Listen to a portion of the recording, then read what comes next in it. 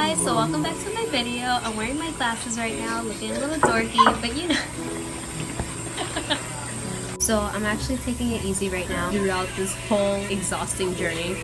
So I did not record a lot of the tough parts that I've been going through because it did get pretty bad throughout the surgery. So this is kind of at my best right now. So I just want to share this with you guys, and I really hope this touches somebody's heart, because when I was going through all these things alone, I always wanted to look through videos on YouTube. You know, somebody out there was going through the same thing as I was, and I wanted to reach out to them, but I didn't see that out there. So I hope this helps somebody out, and I hope you guys enjoy. Can I do my intro again? Hey there. Happy New Year, guys. Welcome to 2018. It's gonna be a great ride together. So I do want to put this video out there, my month anniversary since I had my surgery done. I kind of just want to just move forward from this chapter of my life and just grow from it. So with that being said, I just want to show you guys my journey of what I went through, because from here on out, we're gonna have a great year together. So disclaimer, putting this out there because I know a lot of my subscribers are EMT students. I am put on a restriction that I cannot work as an EMT because of the surgery. I can't do a lot of heavy lifting, I can't do anything too strenuous, so I'm put on this restriction. So I don't want to get your guys' hopes up, but I do want to let you guys know that I'm very open to all of these ideas. I want to keep this fun. I want to have a variety of videos. So a lot of people have been requesting some ENT videos, some nursing videos, like how I got into it. So don't worry, that's coming up soon, because I appreciate so much that you guys are opening up to me. You guys are letting me in on your lives and what you guys are going through. You're sharing your stories with me. I find that so inspirational, and just like I'm so happy. I'm proud of you guys for doing that, because it takes a lot of guts to open up to other people about what you're going through. So after I posted my story about my diagnosis and what I've been going through this whole time, this is basically going to be what happened after that. To give you guys a little sneak peek. Doctor visit views. Can I zoom in? No? Okay. Let's see what's outside. Hello world. How's the light down there? I had to get a lot of blood work done to get a baseline of everything, so then we could compare if anything were to go wrong. I went to this anesthesiologist. We also went over what could go wrong. Cerebral spinal fluid leakage, so CSF. If they were to see leakage from your brain, what? Why are you? I thought you said, oh my god, I thought you said deacon. If they were to see cerebral spinal fluid, deacon. I was like, what? So basically with the surgery, they were going to go up my nose and resect the tumor out, and if they saw that there was cerebral spinal fluid leakage, then they were going to make a little incision under my belly button and then use that fat as packing. I don't know what they were going to do, but they were going to just use that fat and put it in my brain so then the leakage could stop.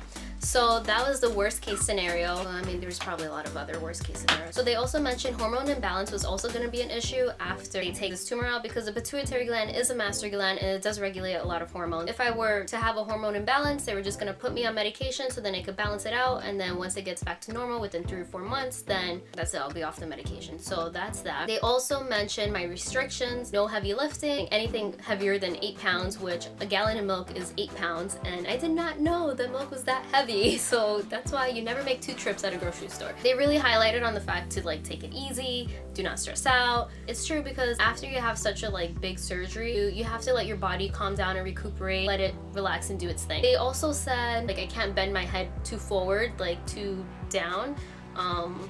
And I'm gonna show you guys to pick something up or anything, because it will just increase pressure. They told me I can't sneeze, and if I do sneeze, since it's the inevitable, sneeze out, let everything out, don't hold your nose, because it would create negative pressure. Not to drink from a straw, that was a big one. I didn't know how much mind power it took to drink from a straw, but I guess. And one big thing for me also restricted me from exercising for 3 to 4 months. Why? So then what I did was, since I did find out that I was gonna have my surgery a month later in December, I had 30 days exactly to just do everything that I wanted to. So I worked out like crazy. I didn't have any body goals or anything. I just wanted to feel the best that I could be. I just wanted to feel stronger. Push-ups, which I was never able to do, and I'm probably still doing them wrong. Wait, I saw this quote once and I really like this quote. So some of us don't go to the gym to be able to lift heavier weights. Some of us are just trying to be strong enough to carry the weight of our own world on our shoulders and not fall. That's such a great quote. Don't go to the gym just for looks. Like what looks? Just putting that anxiety and those jitters into exercising, that just felt a lot more refreshing for me. It makes me happy. So roll the clip.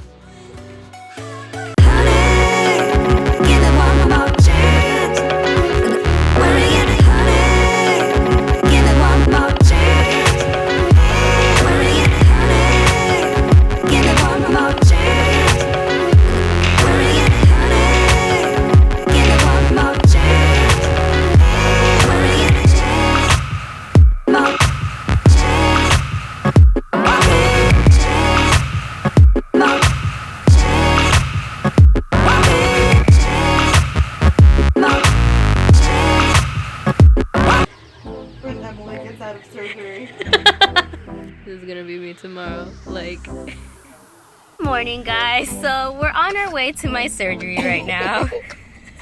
This is crazy. Listen, this helps my anxiety, okay? I could show you what's in my bag tour, so let's go in my bag. Okay, so in my bag, she's like shook right now. Oh my god. Okay, so in my bag, I have some extra pair of PJs, but I'm probably not gonna wear them because I'm gonna probably be in my hospital gown the whole time. And I have some slippers. What else do I have in here?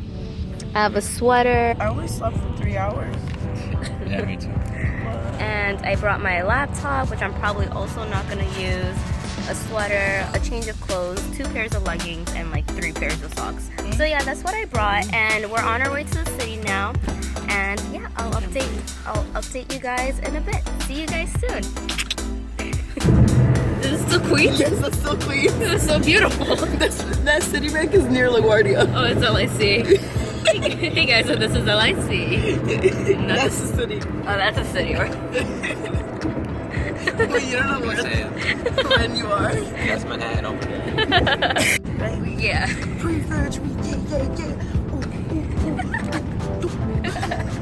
Oh, address. Oh, I don't know. Oh, they have the filter back! Pretty. Hey guys, so we're off. We're off to my surgery right now. We're gonna get lit. We're gonna get yeah. Pre-surgery. And behind curtain number 4, there's me. Hey, this is my crew, party people. Hey. We out here, we're live. Now, as soon as everything's ready, we go upstairs. Throughout the video, you'll see that I'm trying so hard to be positive. I just felt like everyone's being very nervous, and like I wanted to ease those tensions by just joking around and just like, but inside I was like really scared. I'm not even gonna lie. This was my first surgery, my first time being under like anesthetics, and like I like to be in control of everything. Just the thought of me not being in control of my own body and there were gonna be tubes in my throat, up my nose, like that was just freaking me out. I also show you what's in my bag, and actually I didn't use anything of what was in my bag. The only thing that I probably used were the socks, because I did change my socks a lot. I like fuzzy socks and my feet get really cold, so the hospital socks were not helping out. But they did give me comfy pants, so I was really happy but they gave it to me like after I took the catheter out. So that was the other thing, like what happened right when I got out of the surgery. The anesthetics were like wearing off. There was like too many people going on, and they kicked us out because we were being really loud. Well, Abuela was being loud. Of course my family was kicked out of the waiting room because they were being really loud.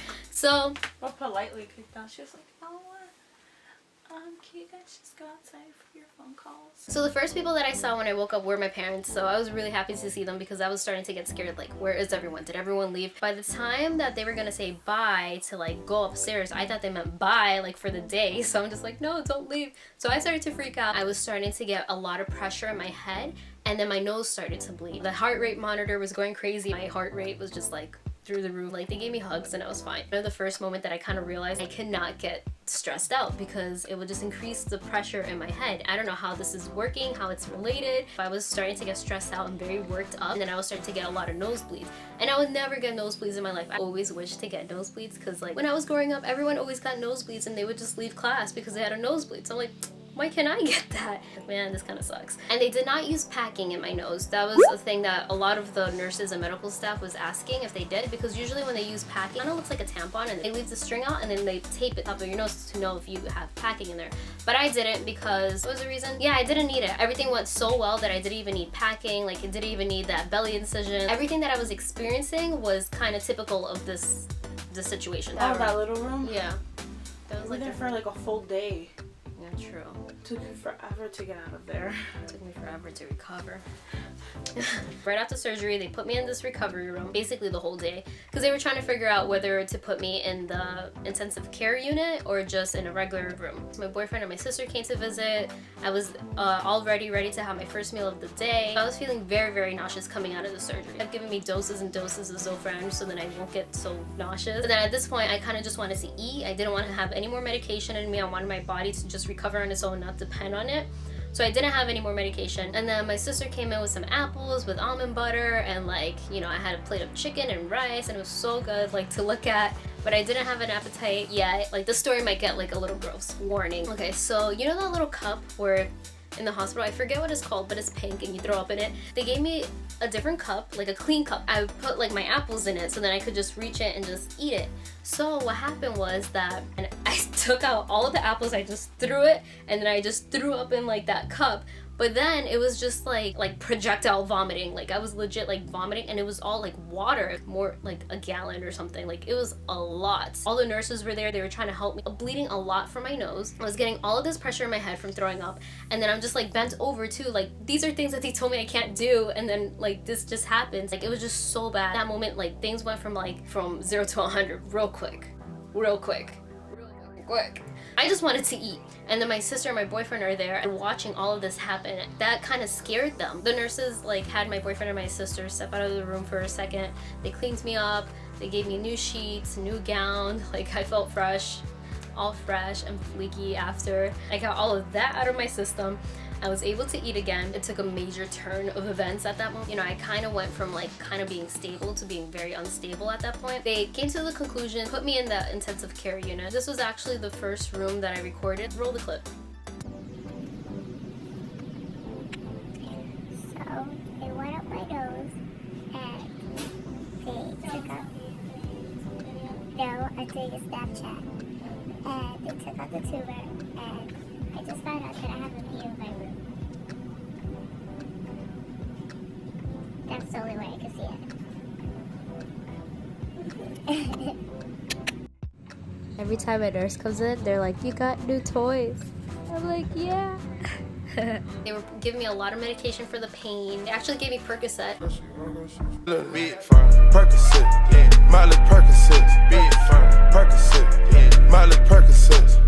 This was all in the hands of a nurse. A licensed, educated nurse.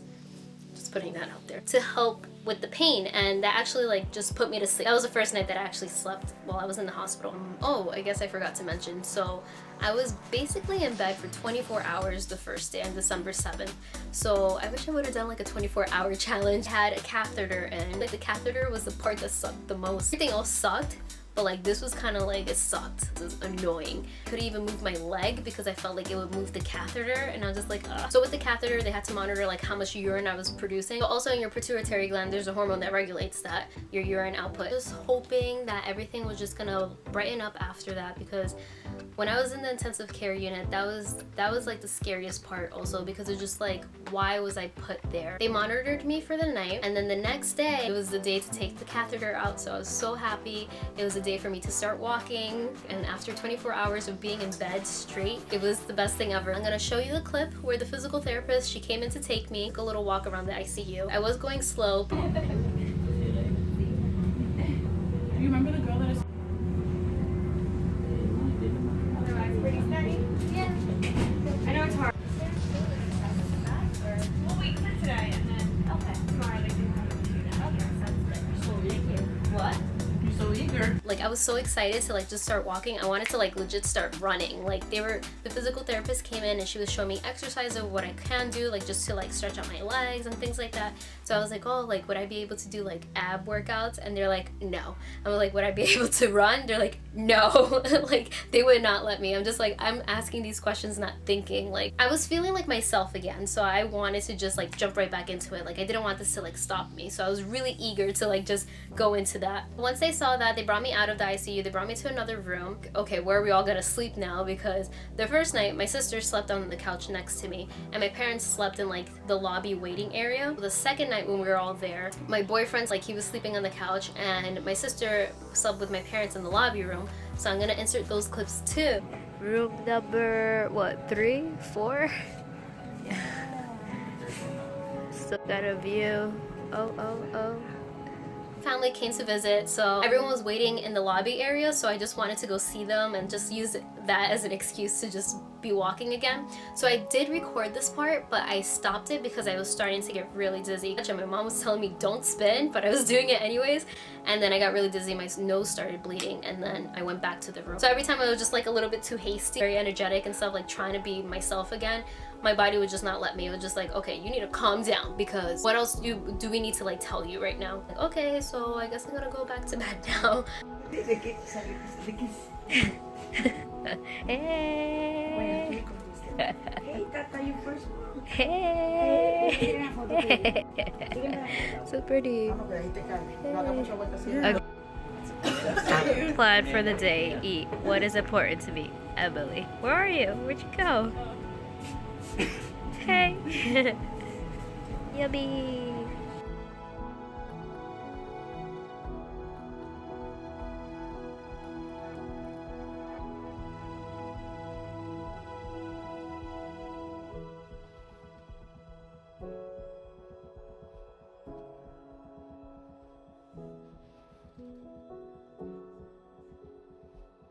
Tonight you'll have some French lentil soup, and orange juice, and oven roasted chicken leg, some jasmine rice, steamed broccoli, rice,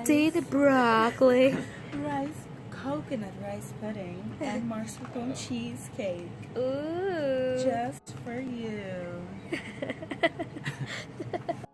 He discharged me on December 9th, and then I was on my way home, and I was so happy. I was free. Like I was just so tired. Sleepless nights in the hospital. Like every few hours they would be drawing out blood. I was just getting drained. Like my energy was shot. Free. I have my clothes on. It's snowing outside. And I'm ready to go. I look like a mess, but you too. Oh, runaway patient. Why? We're leaving.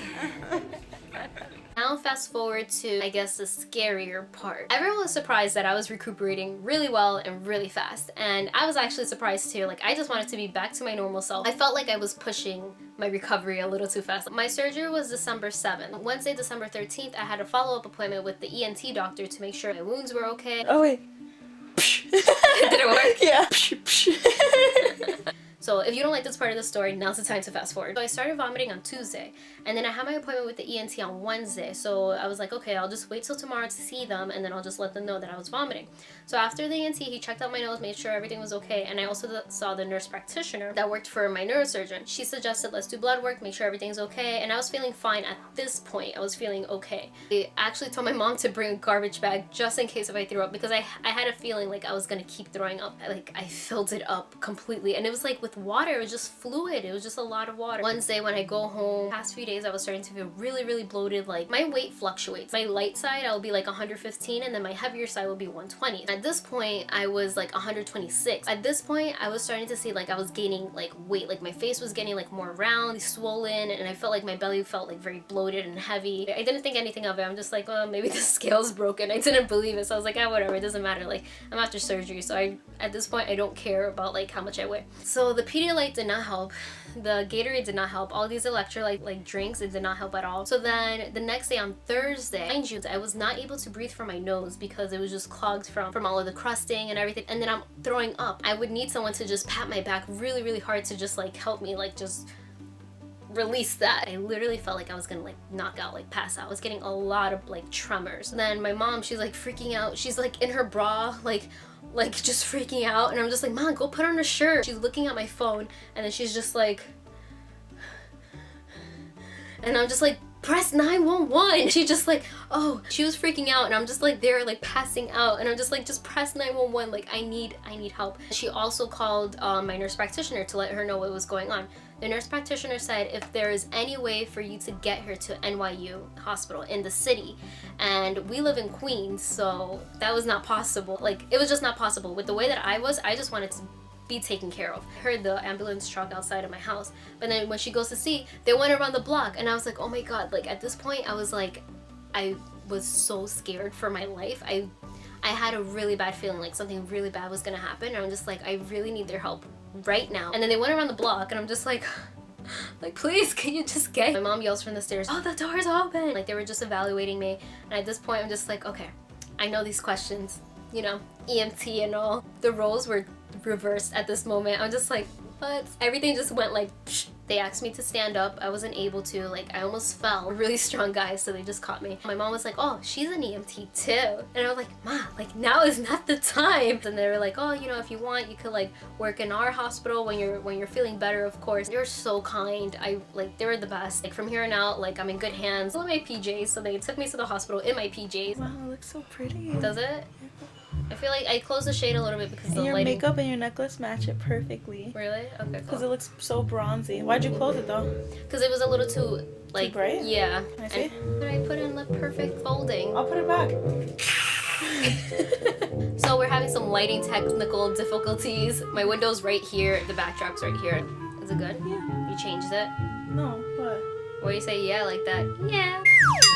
Go ahead. Is this getting too dark because the light's setting and like I closed the blinds a little bit. They took me out of the cardiac emergency room. They put me in the regular emergency room, and then I was here for so long. Got to the hospital Wednesday at 10 a.m. and then I was still in the emergency room till Thursday 10 a.m. They weren't able to find me a room until like 11 a.m. It was just so stressful being. My sodium levels were extremely low, like dangerously low. Could have went into a coma. I could have had a stroke. I could have had a seizure. I could have had like so many other things, and they were gonna put an IV through my jugular vein or my femoral vein. I forgot the exact thing, but they had to increase like dosage of what they were giving me. It had to be like a little bit quicker, but at a steady pace. Because if they raised my sodium levels too much, too fast, that also could have been a problem. So they had to keep me very monitored. Roll the clip. It's okay, mírala. Okay. Just she's gonna be better.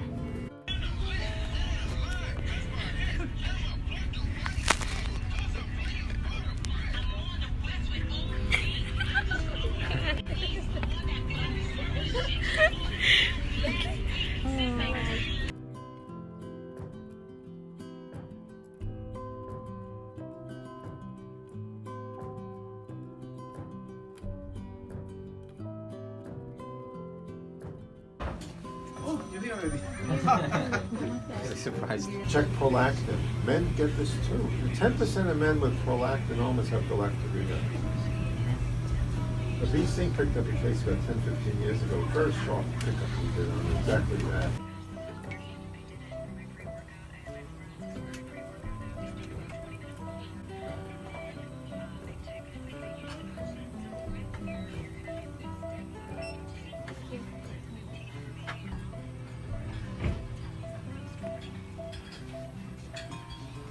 The heart rate.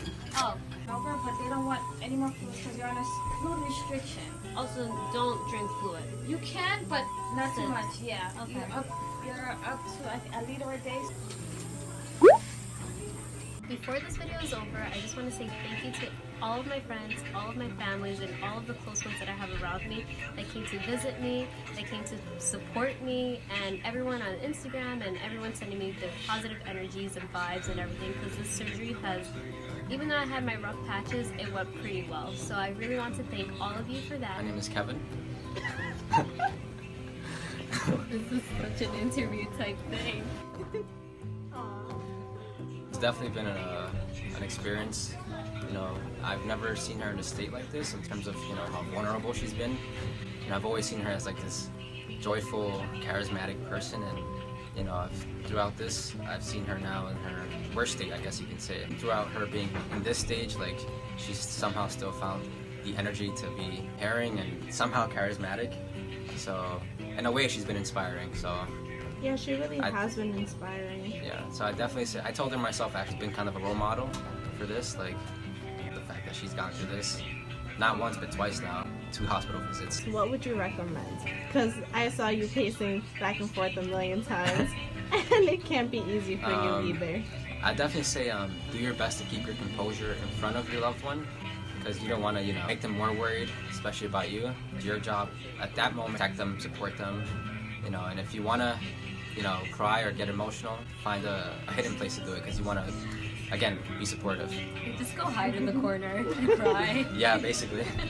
Anyone that's going through post-op surgery, I would really, really tell them to just stay positive, because it will get better. Stay motivated, because it will just get better, and this is just a part of your chapter in your journey. Emily, you're making so much noise in the background. Who do you think you are? Boyfriend. Oh. Though this is post-op and I'm trying really hard to stay positive and look very energetic, it is kind of hard for me, but I really want you guys to take a little bit away from this and just make sure you have your family and friends around you. So if you guys like this video, please give the part that I always have issues with. If you do like this video, please give this video a big thumbs up. Please comment down below if you did and subscribe so you can be part of my fam, because this was a really hard journey that I couldn't have done without a lot of you guys. So thank you, and I'll see you next time. Bye!